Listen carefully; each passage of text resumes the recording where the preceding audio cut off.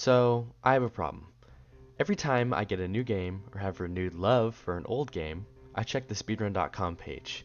I recently got Peggle and Bejeweled 2 for CD as a gift from a friend. Now, Peggle is a game I'm plenty familiar with, but despite loving PopCap, rest in peace, for a very long time I've never tried their classic pioneering Match 3 game that has brought nothing but love and smiles in its aftermath. When playing, I got that feeling when you hear a song and you're like, this could be in Beat Saber.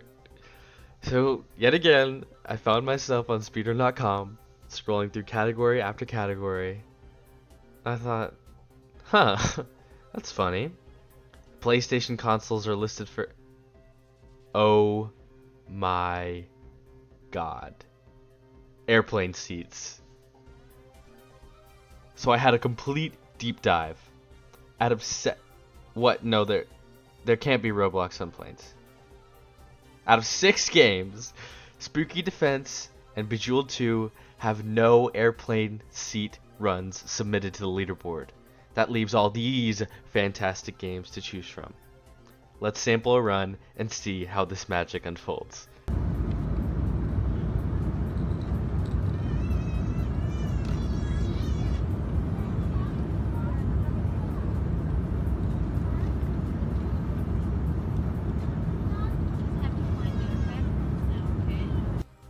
I don't know what I expected.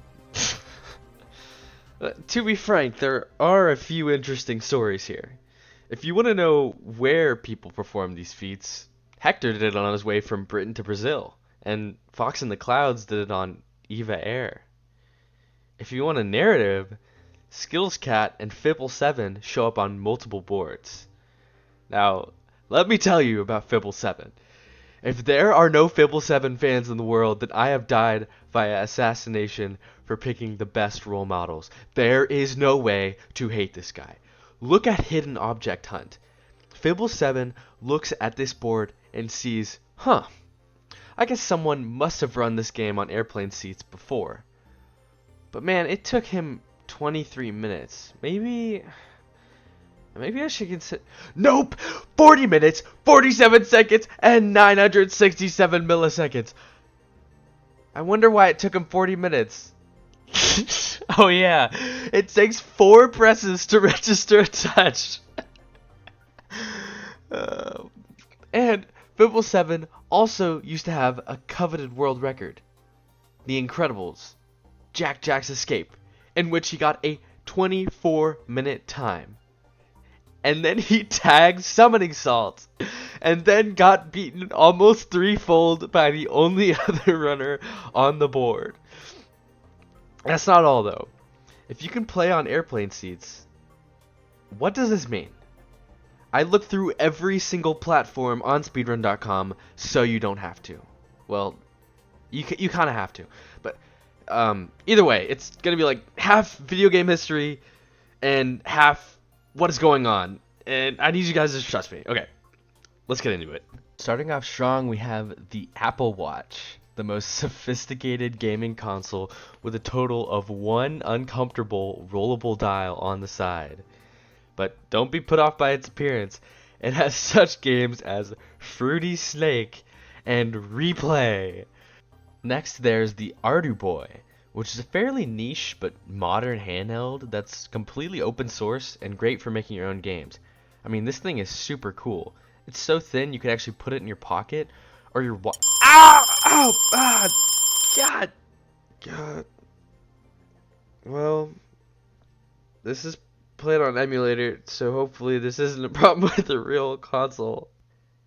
This speedrunner, Krazar, this absolute legend, owns a C64, a C128, a ZX Spectrum, and an Apple II home computer. Put them all into separate categories, and then played the Rocky Horror Picture Show on all of them. I mean, what a great game to play. I mean, imagine a musicals creator tells you they can't work on a video game because they're scared of technology, and you do it anyway, and it still gets awesome reviews.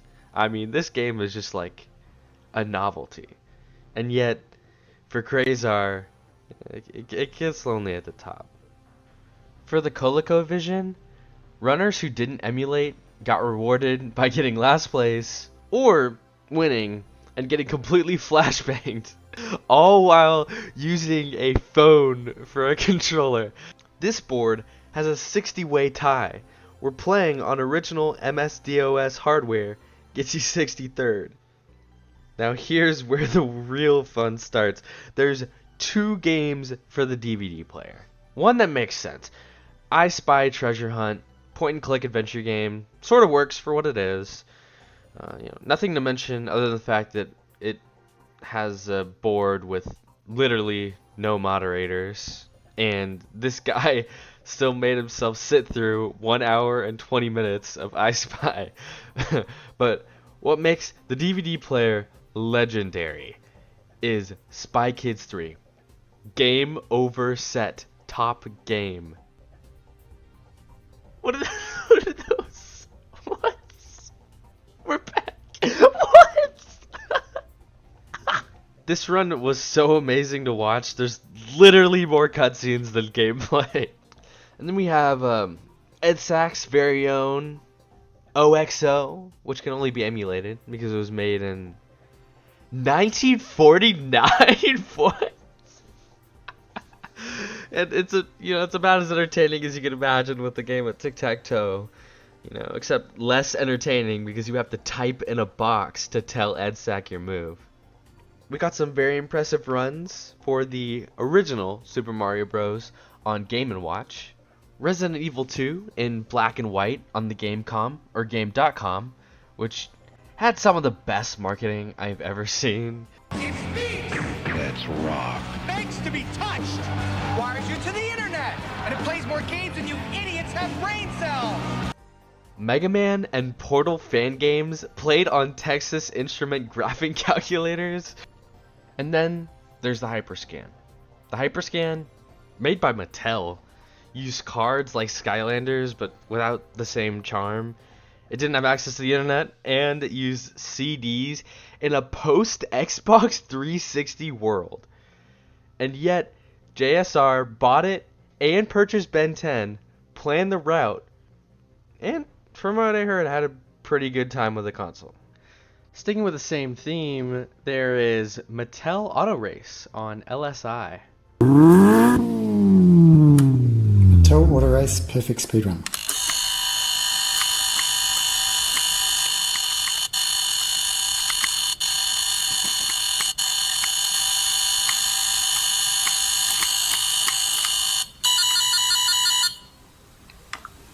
Nice. Sorry to spoil the video right now, but I'm not ending with the picture of my feet while I say nice. Despite his confidence, you can actually see he's a little shaky, which makes this the not perfect speedrun. He got nervous. I mean, oh my god, his name is even Mark. Is the resemblance just apparent to me? Anyways, better luck next time, Mark. Here's Metal Gear Solid on the N-Gage. Isn't that cool? Is it cool that Nokia tried to make a phone gaming console Frankenstein rivaling the Game Boy, and instead of recognition, they got called the Taco Phone? Also, there's more financial dedication here. 3 runners had to spend $60 on a phone from 2003. There's a whole section for the Pokemon Mini, including Pokemon Party Mini, which includes an insane pop-off considering it's a game of Pokemon dribbling a soccer ball. Oh my god! That took so long! Oh my god! I didn't even think that was the one! Oh my god! There's a pretty decent presence of Playdate users. This surprising console is black and white, clearly meant to evoke memories of older handhelds, yet it was made in 2022 with a host of original games. Its uniqueness is interesting, and because of its recency and niche brand, it has a scattered community. And guys, Roku TV has games. The only game which has Roku representation on speedrun.com is the game Tiles, which has fierce competition for its first 3 levels, and then nothing for 87 levels. You know, and an any percent probably wouldn't hurt this board too much either. Either way, it's a welcome addition to our list of disgustingly impractical TV remote games. Then we have the Satellaview, which would be pretty hard to play on original hardware considering it took literal satellite broadcast to give people games. Oh, and of course, it failed massively. But we did get this cutesy golf game and this dating sim / digital board game. I mean, this golf game actually looks pretty fun. The next device is another children's education game system, which predates Leapfrog. It's called the Sega Pico, and you can use a stylus and physically flip pages like a children's book. There's a very good commentated run by Pete Dorr on Sonic Game World that I recommend watching. It's a real treat to see his run. And now, a trip into the tabletop category. The tabletop category is full of secondary mentions. Oh yeah, we have Hannibal on the web and tabletop. We have Super Diaper Baby on the web. Even Flash. Man, doesn't that take you back? And it's on tabletop. But once you scroll down, the posers subside, and the rulers of this kingdom emerge. Perplexus Ball. Most, or quite possibly all of these Perplexus Ball categories are thanks to one person. Frickin' Fricks 14. This man has been a dedicated runner for 8 years, and it's for a good, nostalgic product too. I mean, check this out. This is the game Perplexus. It's a race against time. Just roll her out to start the timer and take the ball through the maze. Remember, the clock is ticking. Faster, faster, faster! Perplexus. I did it in 50 seconds! It was literally made for speedrunners. We don't have to go any farther than the top comment to see this product's effect on people. Quote, I actually have a Japan-only version of this. Shouts out to my mom for helping me figure out everything and ordering it from a third-party shipping service. That was released in 2004 and will be uploaded. What? Wait a minute. How is this guy so dedicated, man? Like, what's even funnier is someone challenged him in the comments, saying it was a much less rare Perplexus epic. And frickin' Fricks 14 said, quote, one thing you should know is I'm a very dedicated Perplexus collector and speedrunner, and I've done my research. So don't try to outsmart me. No hate, just use your brain every once in a while. Like, you tell him, man. I challenge anyone watching this video to guess what other games he speedruns right now. Now, go ahead. Pause the video. Give it your best go. Give it a long think. Alright, time's up. The answer was Monkey Ball. It was Monkey Ball. Yeah. I mean, if you didn't get that, it's reasonable. But there is no way any of us are surprised. I mean, I'm convinced they made Super Monkey Ball for Perplexus lovers. And these are more niche categories, but still, look at these boards. This takes some premeditated work right there. Oh, and congrats on the M&M kart racing crash percent world record as of making this video, Frick. Now this is the Temple OS game Castle Frankenstein, the only Temple OS game that has been submitted to a speedrun.com board. Now this run is pretty boring and played on an emulator, but the story of Temple OS is actually very interesting. It came from a man named Terry Davis who wrote his own entire programming language, all to create a biblical operating system so he could talk to God. It's all open source too, and his story is very interesting and yet very tragic and worth checking out. These are some Tiger games. Pretty cool handheld, though I like Tiger Electronics more when they're making Furbies. Next is Lupin 3 Hong Kong no Mashu Fukushu wa Mekiyu no Hate Ni from 1990 played on the FM Towns Marty Japanese gaming console. Hope I pronounced all that right. This gaming console has a pretty sleek design, and I don't mind it. This game is just a choose-your-own-adventure book with some animations though, but man, is this music varied and interesting.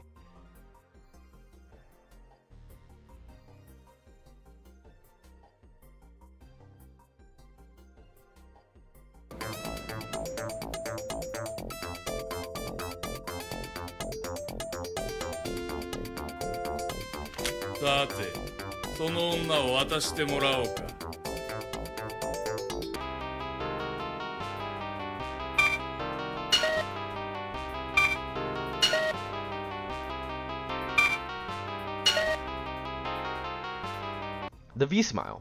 I mean, this is just a beautiful console with some really good competition.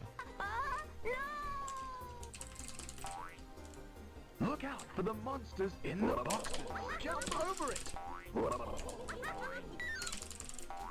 Joystick up to climb. Look at all. It's not niche per se, but it's plenty nostalgic and interesting to watch. Where else can you get Wiggles It's Wiggles Time, Wow Wow Wubsy Attack of the 50-Foot Flaggle, and Cinderella's Magic Wishes? Here's Quartz Quest from the Vectrex, the only release for home market vector display home video game console. Guys, you can tell. I understand this is an emulator of the game, but this is just downright mesmerizing. And the fact that this console failed despite the fact that you don't have to plug it into a TV is kind of crazy. Next is the Zebo, an inexpensive game console targeted to those who didn't have access to game consoles in places like Brazil and Mexico. You know, very admirable. However, it has no emulator, and therefore it makes sense that Double Dragon's record is held by a Brazilian speedrunner, Nerd Grisalo. The English alternative, our good friend Pete Dorr from the Sega Pico run, is here. He puts up a pretty respectable time in this very fun looking game. And finally, a fitting end to our adventure, our last video game console, the iPod. The final two games being Monopoly and Solitaire, both performed by Cass A. The cozy atmosphere of cars whirling by, the fuzzy quality, the sea foam green background, the Valorant pinned to the taskbar, it's all perfect. Now I've been failing to mention someone who has gone down this rabbit hole long before me, and has done much more than just observe. It's that little pretzel in the top left corner. It's the true MVP of this video, the one and only Pole Matrix. They've done so many niche consoles and games at this point, I expect to see them on any niche leaderboard. If any new consoles get added to speedrun.com, there's a good chance Pole Matrix will play it. With almost 1,500 runs, including having to endure speedrun.com completely in Spanish for the last 9 months for no apparent reason, I think it's time to give them the recognition they deserve once and for all. And a call to action to everyone who has a niche console out there, please do a run of something and comment about it. I would be so excited to see something like that.